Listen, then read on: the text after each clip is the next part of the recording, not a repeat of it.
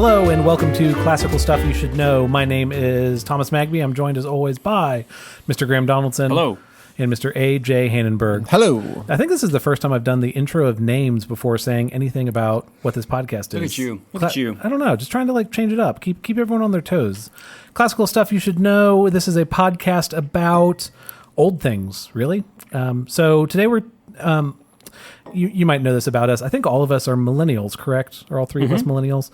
And there's kind of this association of millennials of liking to be very kind of hipster, like really into kind of obscure things. And so we're going to be talking about this little known book that some of you might have seen before, but probably aren't very familiar with. This Bible?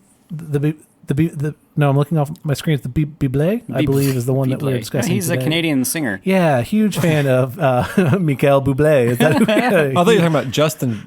Oh, You know what? I'm so. He was a sweet young boy when he left Canada. Look what you did to him.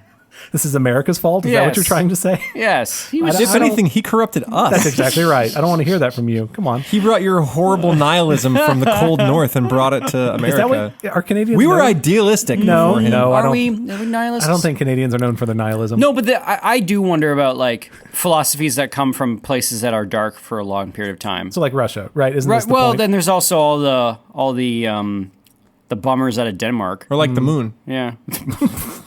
Yeah. It's totally dark on one side of that That's thing. right. Yeah, all the horrible poetry that comes out of the dark side of the moon is that. Yeah, definitely. All right, so we are actually talking about the Bible today. So The moon is a harsh mistress. There's a throwback reference for you. Have you ever read that book? Yep. No, It's See- where we get the phrase, there's no such thing as a free lunch. It comes from that book. really? Pretty sure. What's the book about? It is about, it's like a 1950s, we're definitely getting an email about this, 1950s sci-fi We are definitely getting an email about that. story about an AI computer that decides that there's a colony on the moon, and this computer decides that it's now sentient, and then turns the moon, and there's a revolution on the moon. But the revolution was already coming. The moon the is sort of revolution like was coming, and then a penal colony akin to, you know how at one point Britain sent all of their convicts to Australia? Yes. And so Australia is populated by convicts, mostly? I mean, the descendants of convicts, just to be clear, but Yeah. Okay. Same thing with the You moon. can't get that stuff out of the blood, man. oh, I don't like this at all. I'm just kidding. Bad direction. So the You same measure thing- someone's head. Just kidding. So the same thing happens on the moon. Earth gets tired of housing all the convicts, and so we send them all to the moon. And then they get oppressed, obviously, because the moon has no patience for a bunch of descendants for convicts. So. Let's do an episode on that. It was a good book. Okay, good. Anyway, sorry, I derailed your intro. No, I think everything is a derailment, so you're Gotcha. doing great. So today we are talking a little bit about the Bible, and it's sort of, this is semi-autobiographical in sort of my own relationship with the Bible, but it's also kind of making a bigger point about not only the Bible, but just sort of hermeneutics and textual interpretation in general. And if you work at a Christian school, a lot of the fears that parents have is what's going to happen to my precious child when they go off to college and they have some first year philosophy professor that says something and it totally derails my child's faith. And I mean, if that happens, then that's but whatever. Oops, bonk. And I had a first-year philosophy professor, so the actual stereotype happened. And I remember him making a comment about the supposed plethora of inconsistencies in the Bible. And having been a modern evangelically raised, modern evangelical kid, I didn't know the Bible very well. And no, I'm just kidding. I didn't know the Bible very well. Yeah, right. But and so when he sort of just in an aside in a class began to talk about all of the inconsistencies in Scripture, all of a sudden I had that sort of mini panic, holy crap. Not that I've been lied to, but holy crap. Maybe there's a problem here that I didn't know about. Did you say already? Was this freshman year? This was freshman year. This was first new year. to college. This was a survey course, Intro to Philosophy, and that's where they always throw the hot shot professors, and he was the hot shot professor in there to try to like get kids into the philosophy program. Right. And he was doing a course, and we were going through like Plato all the way up to Wittgenstein, and I remember he did some sort of aside just talking about it was when we were in the Renaissance. And he made some sort of aside just talking about all of the inconsistencies of the Bible. And he made reference to one.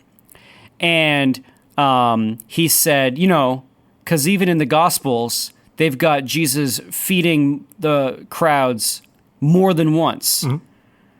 And in one instance, he's feeding 5,000, and in one instance, he's feeding 4,000. And I think he sort of went into a talk saying that this proves not only that the Bible was sort of like jammed together by a bunch of different sources and they didn't like read each other's notes, but that they can't get their story straight, or it's just sort of like this like slapped together document.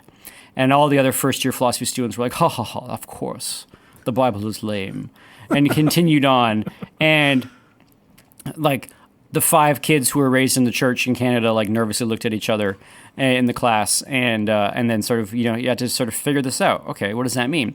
Well, as someone who didn't really know the Bible, I was like, they don't have 2 feedings of crowds in the Gospels. No, they do. Totally do. I was going to say, yeah. And so then this sort of claim that the Bible is filled with inconsistencies was something that really bugged me. Okay, then you would go to like youth groups or these kinds of things, and then maybe I raised that question, or I've been in a number of instances where a kid who's earnestly looking for answers raises that question to the sage who's at this youth group, saying things like, "Are there inconsistencies in the Bible?" And it would range from like, "No, I've read it, and I'm here to tell you that it's fine," and I would be like, "Oh, cool," or they would get into some sort of discussion talking about how there aren't inconsistencies. And, but then, okay, fine. But what's the deal? Why are there 2 stories of the feeding in the Bible? And so I want to talk a little bit about the Gospel of Matthew and the 2 stories there, and then also just a little bit about, for those people who are know a little bit about the sort of academic world of Bible history, a lot of how did the Bible get written discourse talks about there must have been a bunch of early documents floating around out there.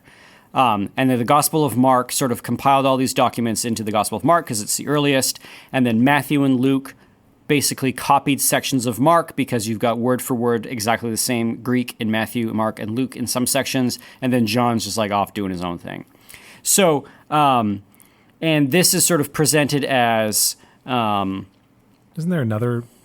Are you going into this? Isn't there also Q? Yeah, Q. And Q is that document that apparently Mark is taking heavily from, that Q, which they call Q. I don't know why they call it Q.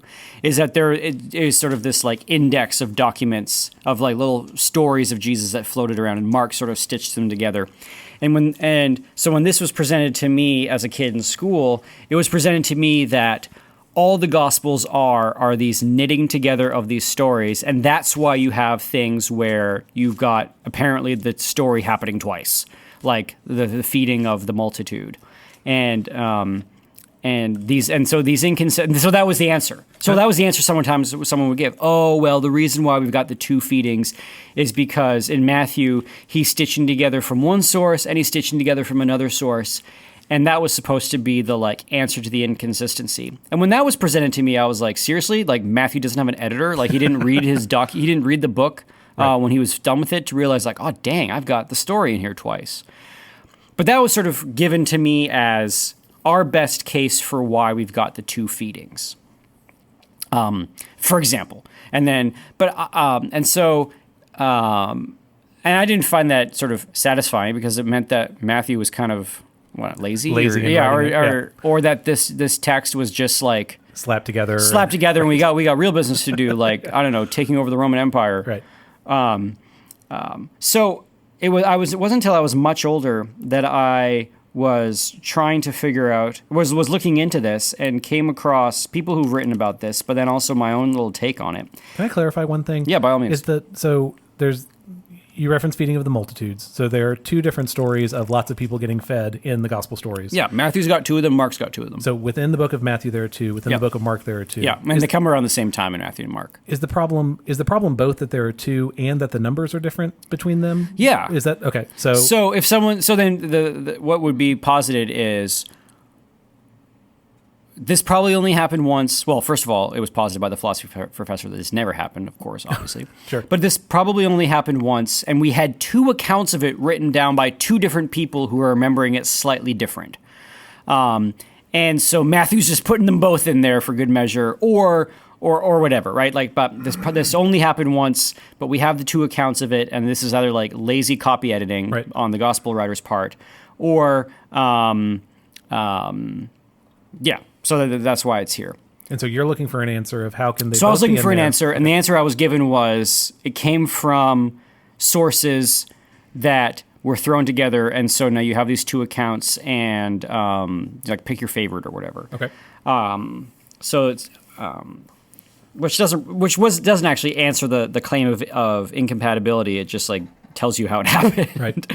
So, and then when you read it, it actually is kind of bizarre. So look at if you have a Bible at home and you're following along with this, we're looking at Matthew. This happens in Matthew chapter 14, and so Matthew chapter 14 goes with this. So it's the feeding of the 5,000.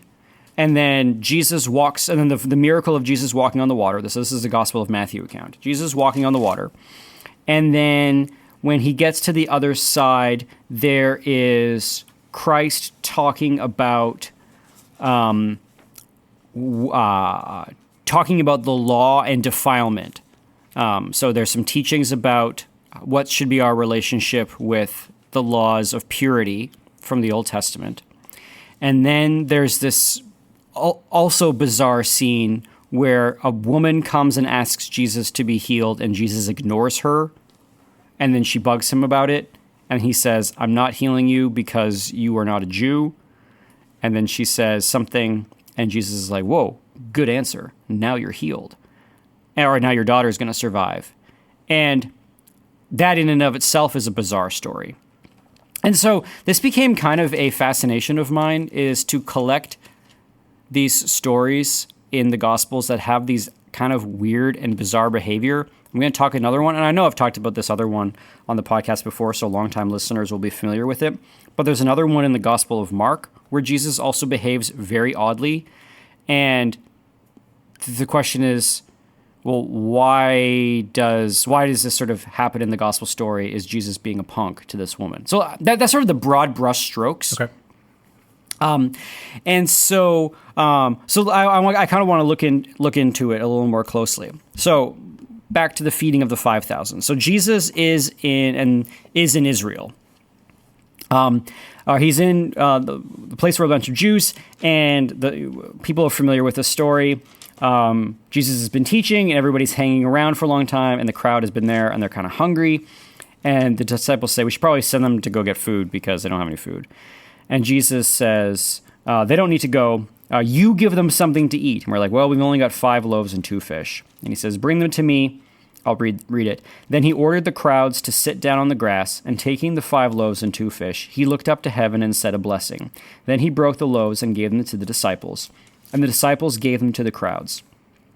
And they all ate and were satisfied, and they took up 12 baskets full of the broken pieces left over. And those who ate were about 5,000 men, besides women and children. So there is a miracle of divine provision of food. Okay, let's look at the one where he feeds the 4,000. And that is in a couple of, like a page later. Yeah, I was going to say. And it is, where is it? Yeah, so it's just at the end of chapter 15. So let's read that story. Jesus says, I have compassion on these people because they've been with me for a number of days and they haven't anything to eat. And the disciples said, where are we going to get enough food in such a desolate place to feed so great a crowd? And Jesus again says, how many loaves do you have? They said 7 and a few small fish. Jesus tells the crowd to sit on the ground. He took the 7 loaves and the fish, and having given thanks, he broke them and gave them to the disciples, and the disciples gave them to the crowds. And they all ate and were satisfied. And they took up 7 basketfuls of the broken pieces left over. Those who ate were 4,000 men, besides women and children. And after sending away the crowds, he got into the boat and went to the region of Magadan. Okay, so if you are someone who is just analyzing those 2 stories as a scholar, I can see how you say, oh, They're pretty similar. they are the same. They're talking about the same event that happened in history, and they're kind of getting, but the details are wrong. But it has the same beat for beat thing happening. Disciples saying, "We've been here a while. They're hungry. They should go." Jesus saying, "No, make them sit down. How much food we got? We got some bread. We got some fish." Right? Like it's the same story. Right. Except that the details are different. In the first one, they have 12 baskets left over. In the second one, they have 7 baskets left over. And so, like, yeah, again, when I was young, I was just told that this was probably an account of the story, of the same story, but we put the 2 accounts in there, and we did that because we had the 2 sources, and Matthew was drawing from Q and other sources, so he's just putting everything in there. It's like, well, that's not a satisfying answer. Then the Gospels are just lazy patchwork. Okay. But watch this. So, Jesus is...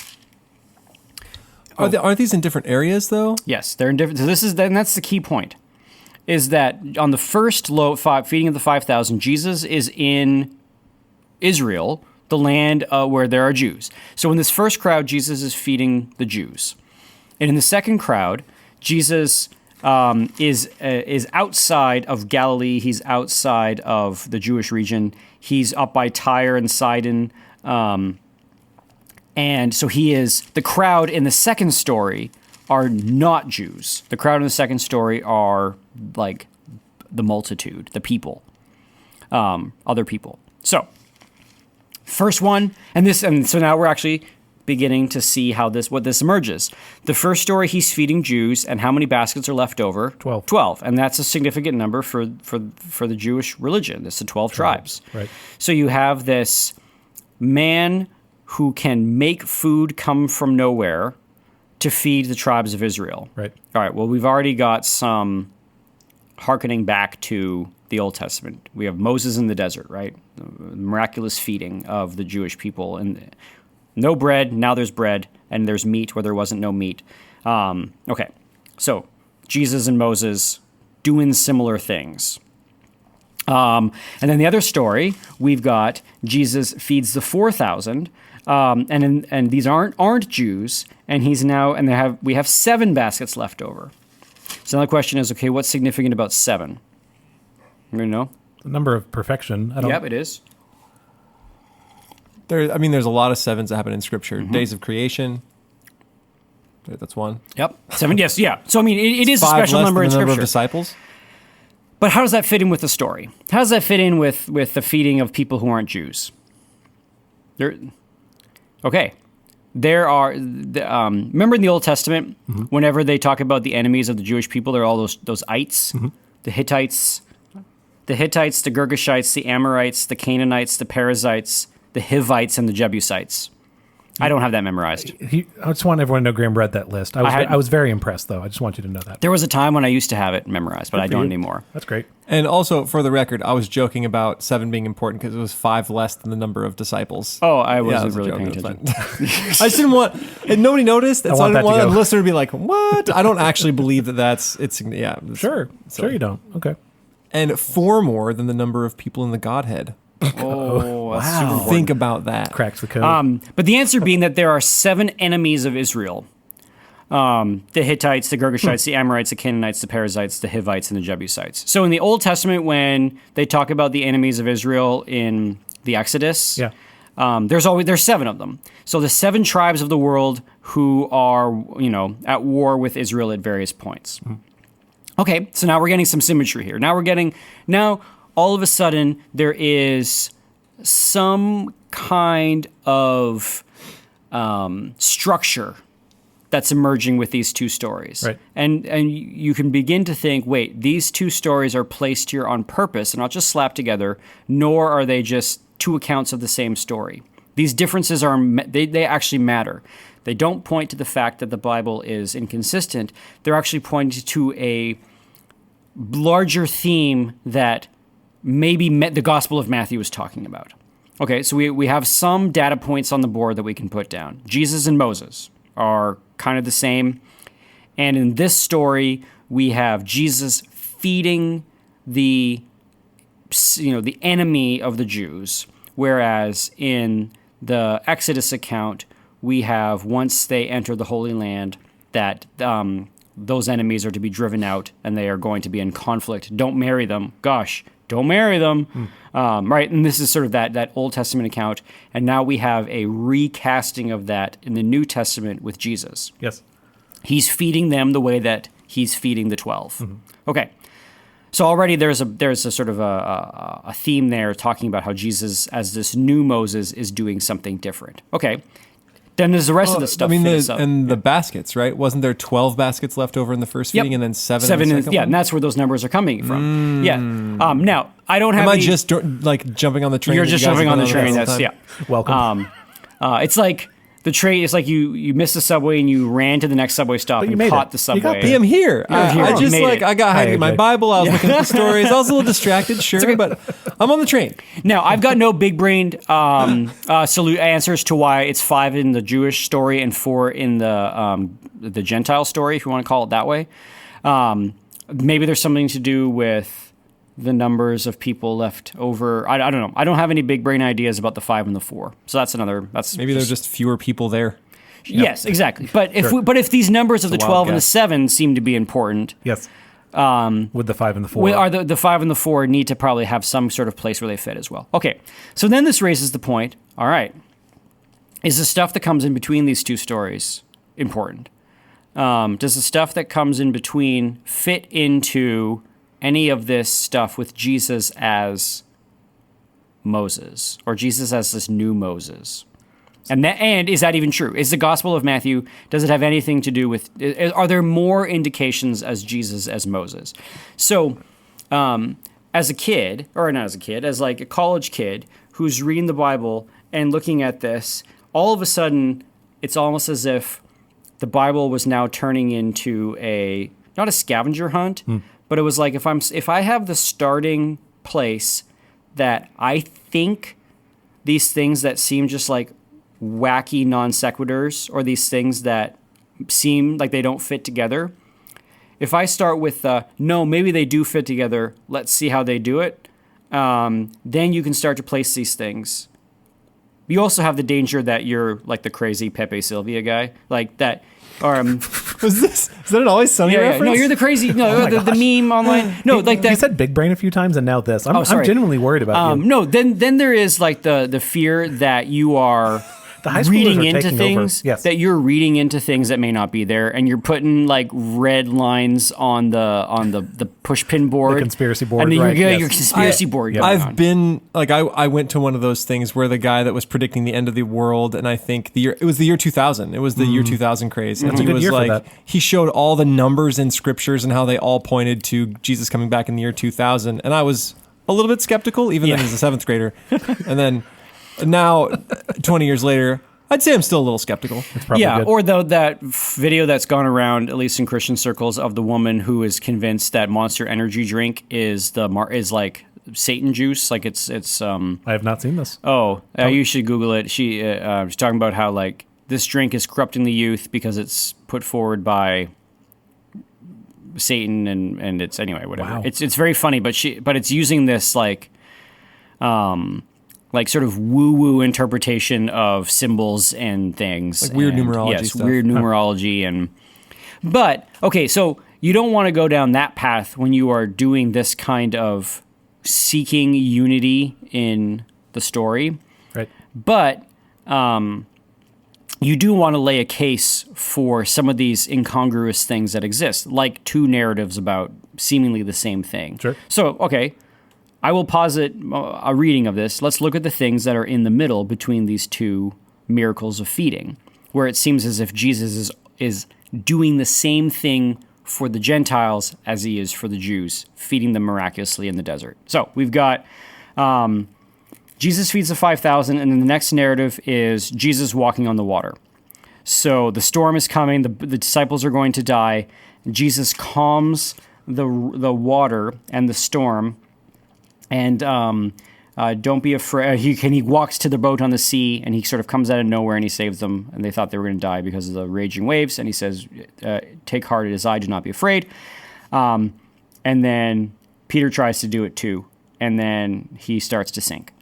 Okay, so there's that story. Then you get into you are outside of Israel into the land of the non-Jews, or I can't remember. It's either the land of the non-Jews or that like the northern kingdom where they're like kind of Jewish but not really anymore because of the. Talking about Samaria. Yeah. Okay. That's the one after. I don't know how to pronounce this. Gennesaret. Oh, Gennesaret. Yeah, is that the one you're talking about? Yeah. So no, I mean it's. The point is that, okay, you had a feeding and then you had a miracle over water. Yes, okay. And now you're in a foreign place, and Jesus starts to talk about how to understand the law and cleanliness. And so if you try to superimpose that on the story of Moses, okay, you have, and this is where it can get a little fuzzy, but you've got either the feeding of the Jews in the desert with manna, but what's the crossing of the water? No, the crossing of the water happens to kill Pharaoh, right? Yes. That's their escape from. So maybe it's from you've Egypt. got Passover, where God has rescued the Jews, and it's commemorated with a meal.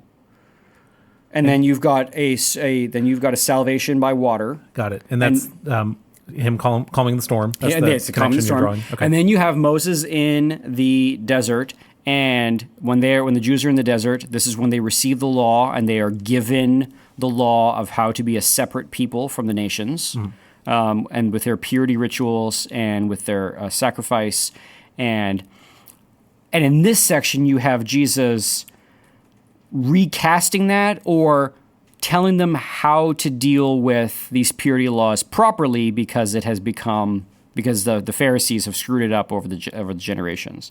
So let's see. What Jesus teaches in this section is the Pharisees say, "Hey, why do your disciples break the tradition of the elders? They don't wash their hands when they eat." And Jesus says, "And why do you break the commandment of God for the sake of your tradition?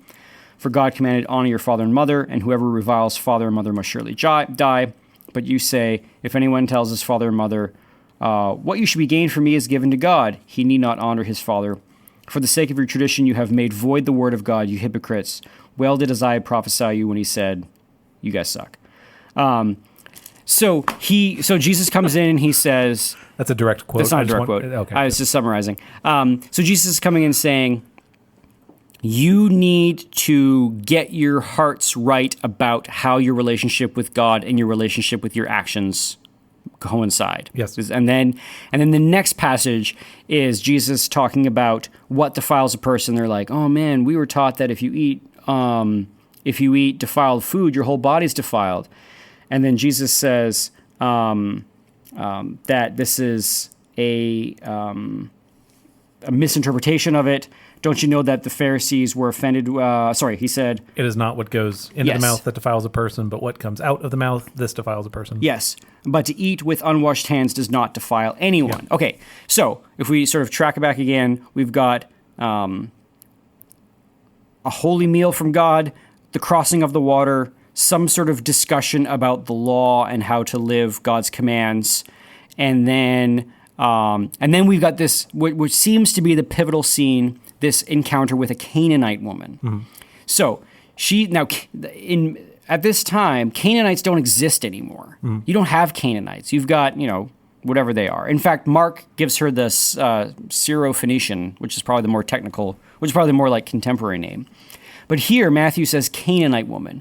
It would be like, I don't know, talking about someone using a term that doesn't really exist anymore. USSR. Yeah, or like a Confederate. Like, we don't have Confederates in America. Right. It's an antiquated term, charged with meaning. Right. To have someone who's a Canaanite. Okay, so this Canaanite comes in, and this story, she says, "Have mercy on me, O Lord, Son of David. My daughter is severely oppressed by a demon."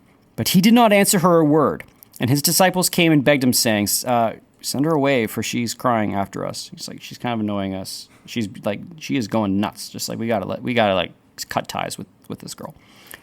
He answered, which is kind of funny. I think the disciples do this a few times. And then a time when they're like, get these kids out of here. Yeah. I think freaking kids. For some of the disciples, the appeal was being in a cool exclusive club. Right. And so they're like, who's this lady? Get her out of here. She's or they're ruining just like the whole oeuvre. exasperated. They're like, oh gosh, we're tired. Yeah. Anyway, and then Jesus send her away, for she's crying out after us. And Jesus said, I was sent only to the lost sheep of the house of Israel, which is seemingly a sentence that doesn't fit with Jesus. Like, really? You're only sent to the house of Israel? But she came back and knelt before him, saying, Lord, help me. And he answered, it is not right to take the children's bread and throw it to the dogs. Ouch. She said, yes, Lord, even the dogs eat the crumbs that fall from their master's table. Then Jesus answered her, O woman, great is your faith. Be it done for you as you desire. And her daughter was healed instantly. Okay, and then you have this encounter of Jew and Gentile, old enemies, Jewish and Canaanite, coming together, and the tension is there. And it's even there by Jesus saying, like, I'm sorry, I was sent to the people of Israel. And she's like, heal me. And he's like, I'm not supposed to we don't throw the crumbs to the dogs, which is like, whoa, that's pretty harsh. Right. And then she says, yes, but even dogs eat the crumbs on the master's table. And then Jesus has this flip where he says, you have great faith. Great is your faith, which would probably not be a thing that Moses would say about a Canaanite, right? Sure. And then she's healed, and she gets to partake in the same healings that all the other people have been able to partake in this story. She, a Canaanite, which doesn't even exist anymore, a Gentile woman outside of Israel, this new Moses is expanding this action to her. Okay, if you go back to the Moses story, when the law is given, then the narrative shifts from the Israel has the law wherein they are to be a separate people, and their separateness has created these problems that Jesus is now addressing in Matthew. But they are to be a separate people, and then they are to expel the 7 tribes from the land. When Jesus crosses the water after a miraculous meal, when Jesus crosses the water with a miracle, and when he teaches about the law, as soon as he encounters a representative of the 7 tribes, he moves basically he makes the tent bigger, and she and her family are in on this thing that Jesus is doing. And then Jesus heals a bunch of people. The next story is like Jesus just heals a whole truckload of people. Right. Presumably we are still in quote unquote Canaan, although it's not Canaan because that doesn't exist, but they're still in the place of the 7 enemies. And then we get a story where Jesus feeds everybody with the exact same beat for beat, word for word narrative that we had when he was feeding the Jews. So the conclusion of this is that Jesus, as the new Moses, is taking what was for the Jews in the Old Testament and is now expanding it to everybody. And Jesus is now that who they talked about, who said one day, the blessings of God will come from Israel and will go out to the nations. And this was the prophecy that this was in the Old Testament. Like, this was a thing that was going to happen. And so that gives it a justification for why Jesus seems to be like kind of snotty to the Canaanite woman. He's like, I'm supposed to be for the Jews. And she displays great faith. And now all of a sudden we've got this like gushing forth of all of this sort of God's kingdom power that was just in Israel is now flowing out into Canaan, quote unquote. Thank heavens that lady got her foot in the door. Am I right? Yeah, exactly. Or we'd be, Be toast. and then we get this, and then they get the same story that the Jews got a chapter ago, which is a miraculous feeding on the hill, right? Mm-hmm. So Matthew is taking the Exodus story of Moses and putting it and superimposing it into the gospel to make a large theological point about who Jesus is. Now, my first year philosophy professor didn't mention this, right? No. Yeah. Well, probably had never heard it either, right? Mm-hmm. Good. Did you say were there resources that helped you get to this point? I mean, where'd you get this? I'm a theology major and I've never heard this stuff. Oh, it's Reddit. No, there's stuff. You got it on Reddit? No, I don't on Reddit. I wish. Let's see. So one of the resources is my father. So my father, his PhD thesis was called Jesus on the Mountain, which clued me into this fact that Jesus is characterized as the new Moses in Matthew. But it doesn't have to do. Dad doesn't talk about this section. His book, I read a little bit once. I don't think Dad knows that I read his book. But he talks about how mountains feature prominently in the Gospel of Matthew, unlike any of the other Gospels. Jesus does the Beatitudes, the Sermon on the Mount. Yep. There's the mountain. And then at the end of the Gospel of Matthew, Jesus says, behold, all authority in heaven and earth has been given to me. Go and make disciples of all the nations. Mm-hmm. Right? So, mountains and Moses are pretty, they go together. Yep. Moses and mountains, the law on the mountain. So if Moses comes and brings the law from God from a mountain, Jesus is coming and bringing the Sermon on the Mount, which is the kingdom, this sort of way of living according to God's kingdom. And then when Moses dies, he dies in the promised land and they bury him on a mountain. When Jesus ascends and leaves the game, he does so on a mountain. Moses tell the Jews to go off and conquer the Holy Land and set up God's kingdom there. Jesus says, conquer the nations by making disciples of all the nations, right? So you have this sort of this Matthew-Moses symmetry going on. So that was what I clued into it as well. And then I think I must have read it somewhere. Or I think someone floated the idea, and then I went and read it and looked into it, and it made a lot of sense. So when you see this, then all of a sudden the whole game is opened up to the reader to see if these are elsewhere. Right. Just for fun, I was doing, as I was preparing for this last night, I just sort of briefly flipped through Luke, the Gospel of Luke, which I'm much more unfamiliar with. I never read it. I'm just saying, I know Matthew and Mark a lot more.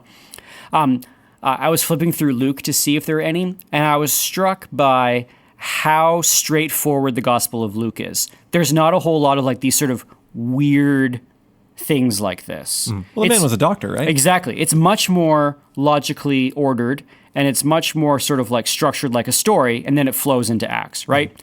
So it reads more like a sort of a modern, not a novel, but it reads more like a narrative. No, I'm serious. It reads more like something that we as not ancient people, but as modern people are more familiar with. It's like a documentary. A documentary, a structured narrative.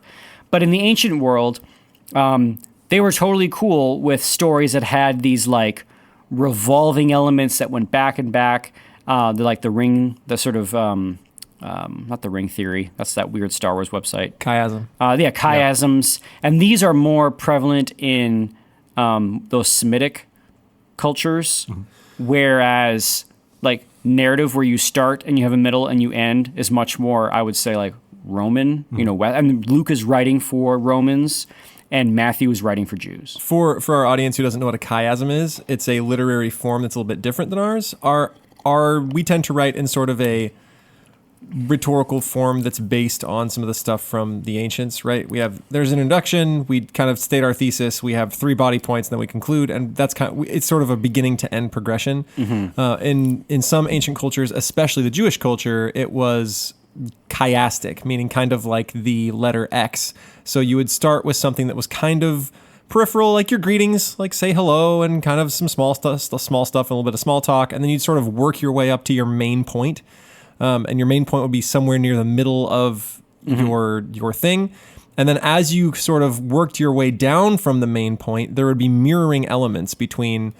So if you had five main things to say, your first thing and your fifth thing would mirror each other. So it'd be greetings and farewells, right? And then your second thing and your fourth thing would sort of mirror each other. And it might be Jesus as Moses. And then Your third thing, which is dead smack in the center, would be the thing that you want to say, which is like Jesus has supplanted the old Moses and is now the Moses that will lead us into the future. This may be a chiasm with the central thing being the woman.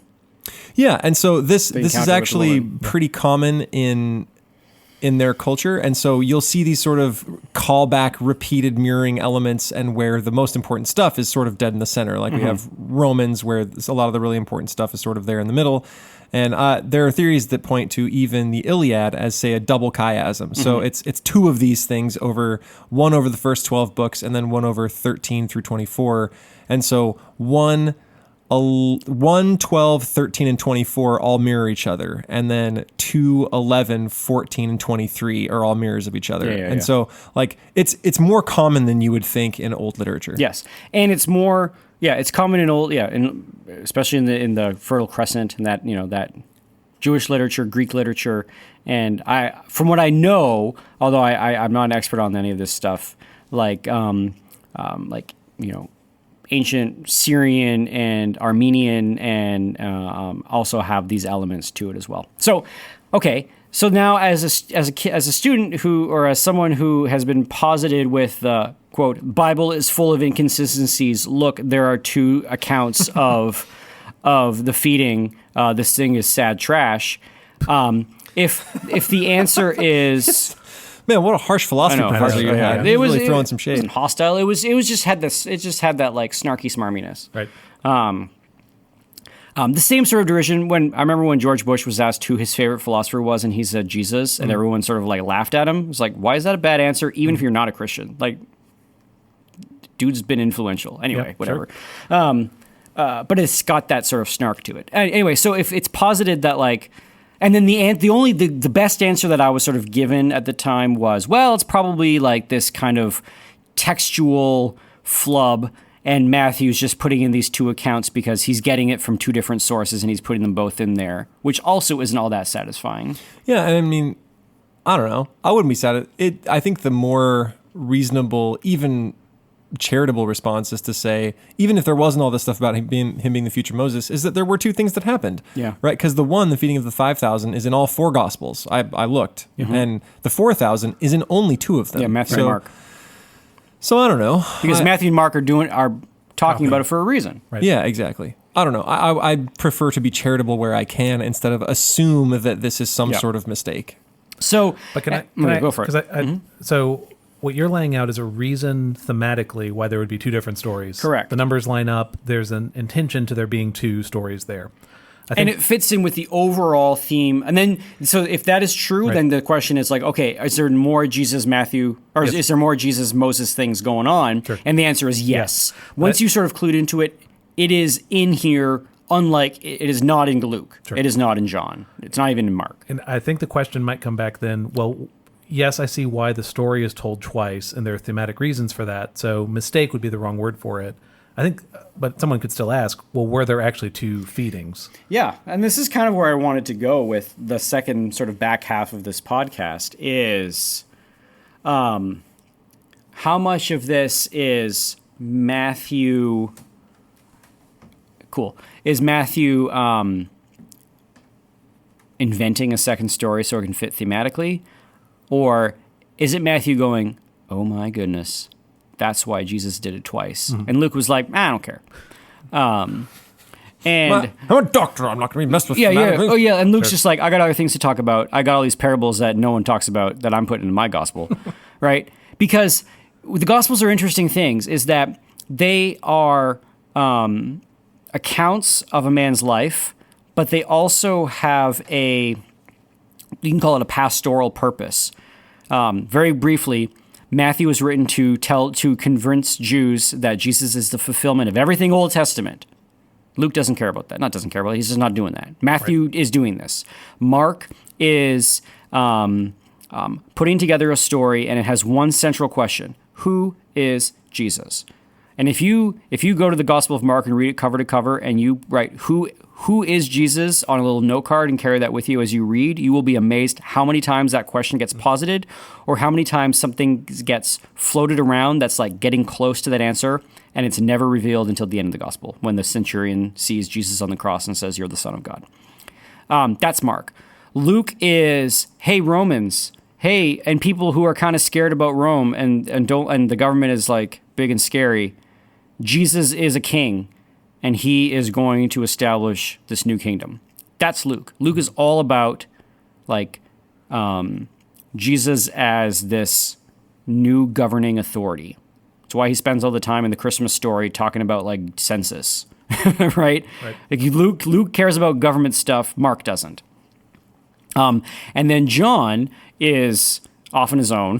Just wacky. John is all woo-woo. No. Yeah. And then John's sort of central question is talking about like Jesus is divine. Like Jesus as God is... whereas you could read Mark, and if we only had the Gospel of Mark and nothing else, claims about Jesus being God would be harder to make just from the Gospel of Mark. It's not that Mark doesn't believe it. It's just that Mark is not...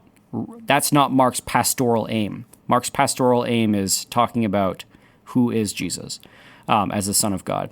Whereas John is talking about Jesus as the Word that was incarnate from the beginning, or not incarnate from the beginning, that was from the beginning who made the heavens and the earth. Right. Very, very woo-woo stuff. So, Well, who's John talking to? Is it Greeks? it is Greeks. So There's what historians call the community of the beloved disciple. So there were like the synoptic gospel Christians, Matthew, Mark, and Luke's, and then there were Johnnies. Okay. No, and they it's not that they were separate. It's just that like Different people. different regions. Right. And John's more Hellenistic. So the whole like talking Gnosticism about and Jesus as the incarnate word, like Logos, yes, would have been right. huge for the Greeks and Yes. Jews. that's the thing is when he says logos, that word for the Jews is like okay, and Cool. for the Greeks it is or the Romans would be like, yeah, but what about taxes? yeah, like, or can I kill something with it? Yeah. But for the Greeks, it was equivalent to game. saying like this is the organizing principle of the universe, Yes. and let me show you how Christ is suffused in everything. He organizes everything about the world. If you're trying to dig into what is the core of things, Mm-hmm. it's Jesus. And so like the whole idea of Christ as logos is like would be world shattering for Greek philosophy centered people, Yes. but John is falling the- totally on deaf ears for the Romans and the Right. Jews. Yeah, so when you want to say who is John's audience, John is the gospel to the Platonists, right? Like, Yeah, he's talking to the people who want to walk around all day and talk about philosophy. He's talking to Yes. those guys. Yeah. and so, so then the question is, okay, did the second feeding happen, or did Matthew just invent it because it fit his narrative, or did the second feeding happen and Matthew says that's why it happened, and like for and what am I trying to think? Like whereas the details that Luke puts in, this just gets to that fascinating question of when you have four people observing the same thing, Right. and they're wanting to tell the thing later, but they're also tailoring the telling of the thing to give a message to a group of people to believe, understand, and behave in a certain way. You end up emphasizing different things. Sure. Do the things not happen? Did they happen? Does it? I don't know. Does it matter? I'm just trying to think. Like, if we saw a kid, like, picking on another kid in the schoolyard, and then some other kid coming in and stepping up and saving that kid, Right. and the three of us saw that, and we're telling the story at an assembly one day, you, Thomas, may be focusing on the fact that the reason that those kids were fighting was over a girl, and I may want to focus on the fact that that the kid who stopped the fight was the new student who's never been here before for less than a month or whatever, and AJ may want to focus on the fact that that the kid was, displaying sort of like nobility and stopping this fight, right? All three of those things happen, but we have different different ends. You want to focus on like how women can come between best friends, and I want to focus on like how we should welcome in the new person to a school because they can still be virtuous even though they're not from where we are. I want to focus on how that kid butted in and he should have let him get picked on because it's a growth. It's a growth moment. opportunity. You let that kid figure it out. But the thing happened. Okay, fine. Now do that, but instead of just having one instance, have it be 3 years of a man's life. Right. And that's, and then so you're going to have these, then you're going to have Matthew, Mark, Luke, and John talk about these different things. And not all of the gospel writers were eyewitness accounts. Right? I think so. I don't think... was Luke an eyewitness? No, maybe I'm wrong on that. I'm probably wrong on that. Luke was an apostle, right? Thomas, yes? Yes, right. Yeah, no, the apostle Luke. What am I talking about? No, they were all eyewitness accounts. Apologies. Yeah, so anyway, so that's sort of how I settled that issue is... There probably were 2 feedings. He was not one of the original 12 apostles. Oh, there you go. All one right. of the 70 disciples appointed by Jesus in Luke 10. Okay, so I'm not crazy. Luke the evangelist. Okay, I'm not crazy. I thought it was, yeah. Okay, so he wasn't one of the original 12, but was someone who was appointed by Jesus. So he was an apostle, but he wasn't one of the 12. Okay, cool.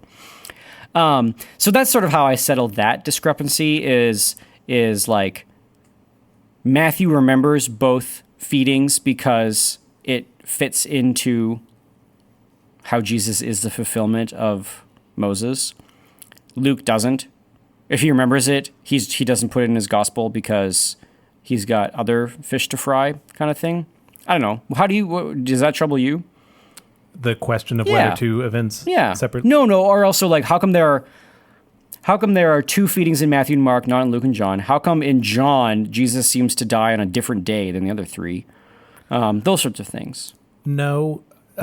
My answer to this will be longer than... Or different hours. Yeah. We can go into this in the Patreon in-between episode. You've kind of said this, maybe just to put a finer point on it. The events happened. Jesus was a real person. There was an actual crucifixion. He was actually raised from the dead. Mm-hmm.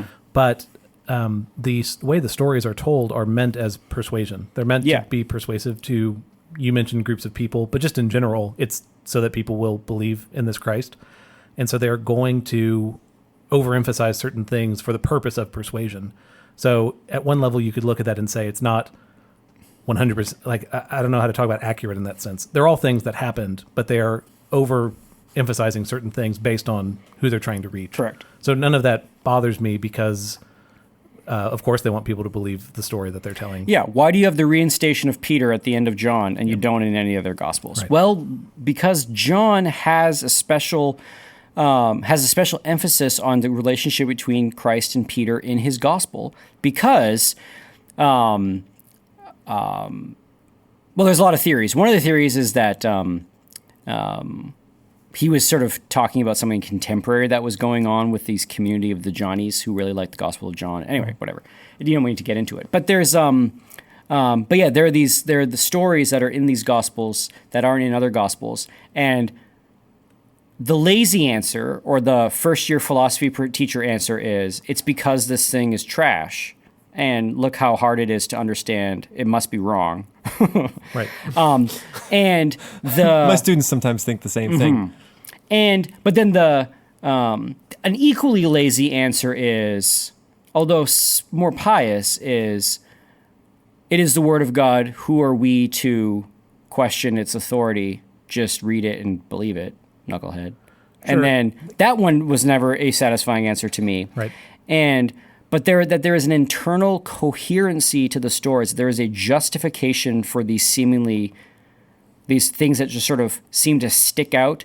And like, if something smells strange, Jesus ignoring a woman and saying like, I don't feed the dogs. And you're like, whoa, buddy. Right. No, there's a reason for it that can be justified into fitting into the narrative. Right. This is mainly true for the Gospels and true, yes, for the Gospel narratives and Acts. When these things also happen in the Old Testament, you sort of have a different skill set that you need to do to talk about these things. So someone's like, I was Googling just before this episode, like contradictions in the Bible, and I got to AmericanAtheist.org. Right. And one of the top articles was like, the Bible says you shouldn't sacrifice your kids. but then Jephthah sacrificed his daughter. What do you do about that, Christians? And it's like, okay, well, that there's an answer to that, and that's that Jephthah wasn't supposed to do that. Right. Yeah, we don't hold up every act in the Bible as Yeah. something to be emulated. Samson did a whole lot of stupid stuff. So then, you go back and so like, yeah, there's a different skill set in talking about Old Testament things that seem to stick out in the wrong places. But at least for these quote unquote inconsistencies in the gospel, I'm confident to claim that there's justification for it, but it just requires a more holistic and more sophisticated reading of it. Like the philosophy professor was looking for reasons to poop on it, and I was looking for reasons to believe it. And I'm aware that may take me into conspiracy theory land. So then you have to have an honesty to yourself that you're not just like leading yourself down the primrose path, but that this is actually Sure. Yeah. a justification for it. Yeah. Scripture has stuck around for 2,000 years for a reason, right? It's not just because people were idiots 2,000 years ago and they didn't catch the inconsistencies. Other people have noticed those things before. Yes. And so then that's where this is the importance of reading Scripture and tradition, right? We're pulling on a certain theme that connects these two, feeding of the multitudes. There's more to it than that, right? Yeah. We haven't brought up Eucharist or communion yet. Totally, There must be exactly. some type of feeding there. In our discussions of water, we haven't talked about baptism. Like, there's more going. I mean, through my this. study Bible talks about, it doesn't mention any of the stuff you did. It talks about how he ends each of his like ministry sections with a meal. His ministry There you go. for the Yeah. Israelites, a big meal to feed everyone. His ministry to the Gentiles, a big meal. And then his final ministries ends with the Last Supper. So like, there's another theme, right? Yeah, Peter's forgiveness. Jesus is making a breakfast for Peter, right? So a recurrence of a theme there. So We don't have the time to get into the one in the Gospel of Mark. It's the one where Jesus has to spit on a guy a couple times. Not on a guy, on the ground to heal a guy twice because he like fails the first time. As a little bit of a go and try this at home. It perfectly coincides to why the Gospel of Mark has Jesus telling everybody not to tell people what he's done. Jesus says he heals somebody and he's like, "Hey, don't tell anybody." And the guy's like, "I don't have demons in me anymore. I'm telling everybody." He's like, hold on, I'm live tweeting this. Yes. What did you say? Yeah. So the guy's like, I'm telling everybody. Right. And then you got the story where Jesus has to heal a guy twice. And my sort of challenge to everybody, if they want to try this at home, is that those two things fit together. And that healing of somebody twice fits into this weird theme of Jesus telling people not to tell anybody about him in the gospel. Cool. Anyway, that's all I got. that's really cool. Anything else, Graeme or AJ? No, that's awesome. Cool. Nope. That was great. All right, so this has been Classical Stuff You Should Know. You can find us online. I feel like the best place would be Patreon, patreon.com/classical stuff. We post our back catalog there. We also have excellent in-between episodes, which I already have lots of thoughts for what we'll talk about after this. So find us there. You can find us on YouTube. You can email us at theguys@classicalstuff.net. And on Twitter at Classical Stuff. I'm sure there's much more. I think maybe that's all of them. I hope that's all of them. We got banned on Twitter. We got banned on No, I'm just Twitter. kidding. Yeah, exactly. Not yet. No, not Pending a court decision. Yeah, So. why would you say not yet? I don't like Waiting that. for that. I don't want to know about that. All right. Thank you all for listening, and we will see you next week. Bye. Bye. Hey, bye.